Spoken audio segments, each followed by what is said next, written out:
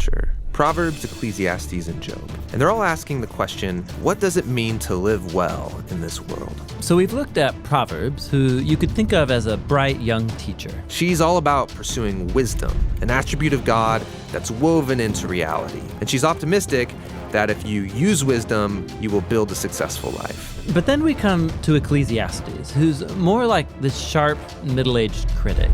And he says, "You think using wisdom will bring you success. You'd better think again, because life here under the sun is meaningless." And that's a phrase he uses a lot in this book. But to understand this book, we have to realize first that we're hearing two voices. So first there's the teacher, and we've been calling him the critic. He's the main voice in the book. But he is introduced to us by another figure, the author. And he's the one who's collected the critic's words, and then at the end of the book summarizes everything and gets the final word.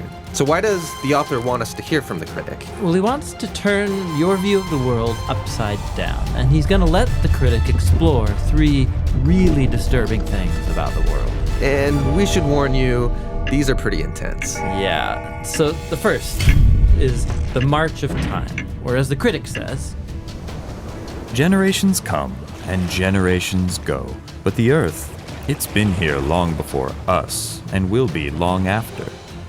No one remembers people from long ago, and all the people yet to come, they too will be forgotten by those who come after them. So on a cosmic scale, you and I, we are just a blip. Stars are born, and then they die and form planets which orbit new stars, and those planets, they change over time and eventually burn up. And amidst this cosmic backdrop, my entire existence is like a blink in time. Which leads to the critic's second disturbing observation, that we are all going to die. Humans face the same fate as the animals: death. All people, the righteous and the wicked, the good and the bad, those who offer sacrifices to God and those who do not, they all share the same destiny. All this activity and madness, then we all join the dead. Man, this book is depressing. And so is the final disturbing thing for the critic, and that is life's random nature. So in Proverbs, life isn't random. There's a clear cause and effect relationship between doing the right thing and being rewarded. But the fact is that life doesn't always work that way. The critic has observed a glitch in the system. He calls it chance, or in his words, The race doesn't always go to the swift, or the battle to the strong, nor does food always come to the wise, or wealth to the brilliant, or favor to the educated.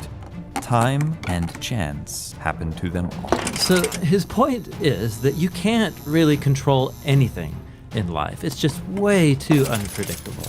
So if I want to master life, Then you're setting yourself up for a fall.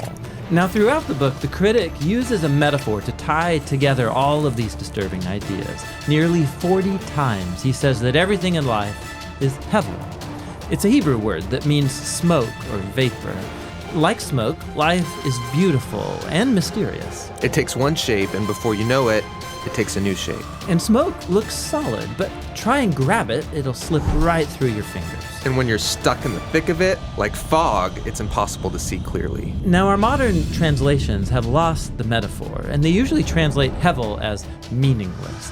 But if you read closely, the critic isn't saying that life has no meaning, but rather that its meaning is never clear. Like smoke, life is confusing, it's disorienting and uncontrollable. So, what are we supposed to do with all of it? Well, surprisingly, the critic first of all acknowledges the perspective of Proverbs. He says it's a really good idea to learn wisdom and to live in the fear of the Lord. Really? I mean, he just said that doesn't guarantee success. But he knows it's the right thing to do. But secondly, and more often, he says that since you can't control your life, you should stop trying. Learn to hold things with an open hand, because you really only have control over one thing, and that's your attitude towards the present moment. Stop worrying, he says, and choose to enjoy a good conversation with a friend, or the sun on your face, or a good meal with people that you care about. The simple things in life. Yes, and both the good things and the bad, because both are rich gifts from God. And that's the surprising wisdom of Ecclesiastes. Listening to the critic is painful and can lead you into some dark places. And that's why the author speaks up at the end of the book. He doesn't want you to lose hope. He wants to make you humble into someone who trusts that life has meaning even when you can't make sense of it, that one day God will clear the hevel and bring his justice on all that we've done. And so he tells us that the proper response to all of this is to fear the Lord and keep his commandments. And that's the Book of Ecclesiastes. Now, there's one more voice in the Bible's wisdom literature, and that's the Book of Job. And he will bring us the final, much-needed perspective on our journey into wisdom.